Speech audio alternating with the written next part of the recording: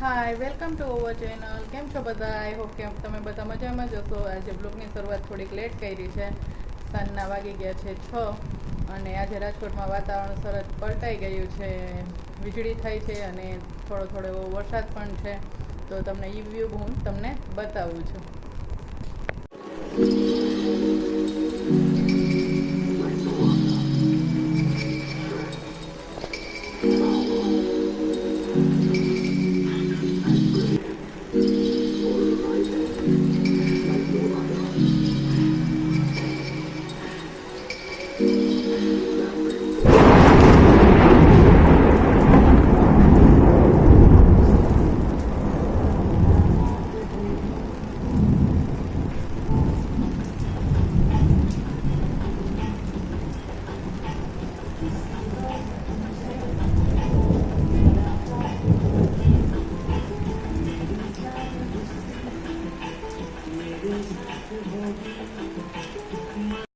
તો અહીંયા મેં જો બટેટાનું શાક વઘારી લીધું છે.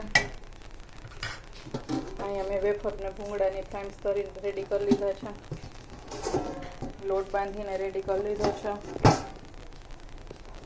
અહીંયા મેં મારા માટે દૂધીનું શાક બનાવ્યું છે, એ પણ રેડી થઈ ગયું છે. સુંદો આવ્યો છે તો આપણે એ પણ ટેસ્ટ કરશું. તો હું અત્યારે જો રસોઈ બનાવી રહી છું, તો બની જશે એટલે હું તમે આગળ બતાવીશ બધું. આજે જમવામાં છે બટેટાનું શાક છે, દૂધીનું મારા માટે હળદર મીઠાવાળું શાક બનાવ્યું છે. પછી આ છે કેરીનો છુંદો મુરબો અથાણું છે, ફ્રાઈમ્સ છે, રોટલી છે, કાચું સલાડ છે, કાચી કેરી છે, કેરીનો રસ છે અને ઠંડી ઠંડી વાલે વાલી છાશ છે. તો ચાલો બધા જમવા. આજે રાજકોટમાં વેધર બધું અલગ હતું. બપોર પછી વરસાદ હતો, સવારે તડકો હતો. તો બપોર પછી વરસાદનો માહોલ હતો તો થોડુંક એન્જોય કર્યું.